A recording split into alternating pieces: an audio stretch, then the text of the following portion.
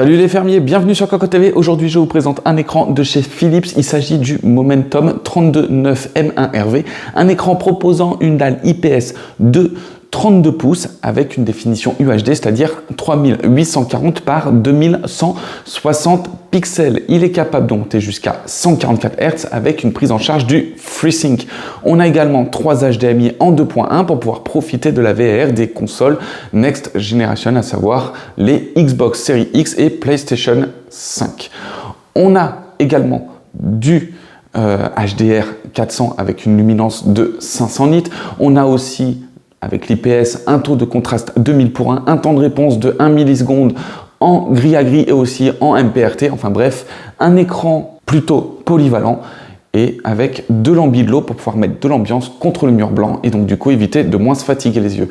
Il est trouvable aux alentours de 1100 € et on va faire tout de suite le tour de la présentation et vous retrouver un test écrit dans pas longtemps sur cocotteland.com. Alors sur le devant, on n'a vraiment pas grand chose à dire. On a un cadre qui va être borderless avec une large bande en bas plutôt noir mat avec un logo chromé en Philips ressortant avec un petit effet brossé mais rien de plus. En dessous on a une base vraiment carrée en forme de T avec quelques biseaux ça et là, mais ce sera tout. Elle est en chromé avec un petit effet pailleté.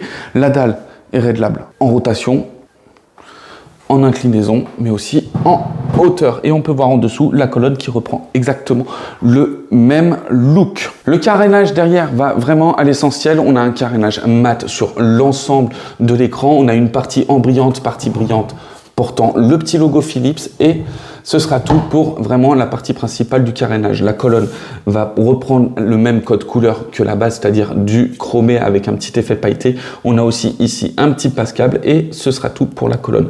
Derrière la colonne, on a un petit clips pour pouvoir déclipser la dalle de la colonne et mettre sur un fixation VESA. Et ici, on retrouve le joystick de navigation dans l'OSD. En dessous, tourné vers le bas, on retrouve la connectique riche composée de 3 HDMI, d'un DisplayPort, de 4 USB en 3.2 dont 2 en charge rapide et d'un type C. On a également une prise jack pour le casque. La prise secteur se fait avec une prise standard et donc du coup on n'a aucun transformateur. Et comme vous le voyez là ici, vous voyez des petits points blancs sur tout le tour du cadre, et bien c'est justement les LED pour l'ambi-de-l'eau et donc du coup qui vont servir à projeter de la lumière d'ambiance sur le mur blanc. On en retrouve également sur la partie basse de l'écran tourné vers le bureau pour pouvoir projeter sur le bureau. Cet ambi-de-l'eau va pouvoir être réglé en fonction de la vidéo, mais aussi en fonction de la musique ou une couleur fixe en fonction du coup au goût de l'utilisateur. Mais voilà, on va pouvoir avoir une lumière vraiment d'ambiance paramétrable dans l'OSD de l'écran avec des résultats plus ou moins convaincants. Vous le verrez tout à l'heure dans la présentation avec la vidéo. Petit tour dans l'OSD maintenant avec justement OSD qui va se présenter sur un carré noir avec des écritures en blanc et un surlignage ancien. Les options vont être nombreuses. On a déjà l'ambi-de-l'eau avec suivre la vidéo, l'audio, le changement de couleur, donc d'autres effets un peu plus licorne, un peu plus farfelu, voire même beaucoup plus sobre avec un mode statique. On va pouvoir choisir la couleur. Et voilà, pour l'ambi-de-l'eau justement, ça, il y a plein d'options pour pouvoir profiter du réglage derrière l'écran. Le paramètre jeu, donc avec l'Adaptive Sync, le réglage du MPRT, le crosshair, le décalage de l'entrée faible, la réponse intelligente et le Smart Frame.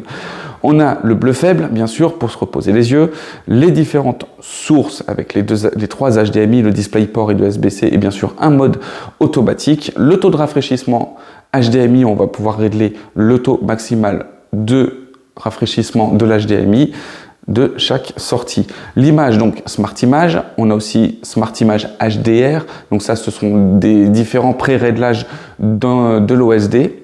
On a la luminosité, le contraste, la depth, bien sûr, la saturation, le contraste intelligent, le gamma et l'overscan. On a aussi le PBP pour pouvoir afficher 2 sources différentes sur le même écran. On a le Smart Size, donc du coup régler différents modes d'affichage avec l'aspect, la diagonale. On a aussi l'audio, donc volume, sourdine, source audio, son DTS, volume, true volume HD et bien sûr l'égaliseur. Et on a la couleur, température de couleur, sRGB est définie par l'utilisateur. Défini par l'utilisateur, c'est le réglage RVB.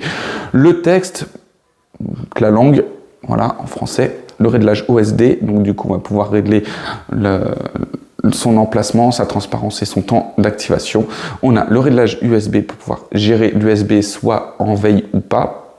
Et bien sûr, on a un client KVM. Et enfin, la configuration, donc pour pouvoir régler un petit peu plus l'écran avec les notifications, l'alimentation intelligente, le CEC, la réinitialisation et bien sûr l'information. Et voilà en ce qui concerne la présentation donc du coup de ce 3291M1RV de chez Philips, trouvable à 1100 €. Alors comme vous voyez là, j'ai activé l'Ambidlo en suivi de vidéo, j'ai un petit peu mis en noir l'histoire que ça se voit bien sur la vidéo et donc du coup vous verrez justement tout l'Ambidlo en fonction de la vidéo pendant cette conclusion. Alors cet écran est un écran qui se veut plutôt bon pour le travail, qui se veut plutôt bon pour le jeu, mais à chaque fois il y aura des petites réticences sur certaines parties. On est sur du HD, 144 Hz, pour travailler c'est parfait. On a des options taillées pour le professionnel de l'image comme un calibrage d'usine avec une uniformité normalement travaillé, mais ça va être en activant l'option sRGB.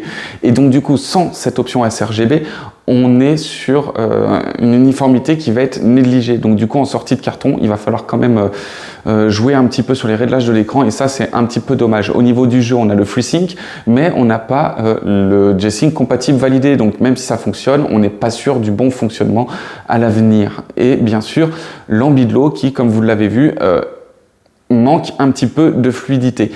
Pour le reste, on est sur un écran qui est plutôt bon, mais on estime qu'avec tous ces mais, 1100 € commence à être un petit peu excessif pour cet écran.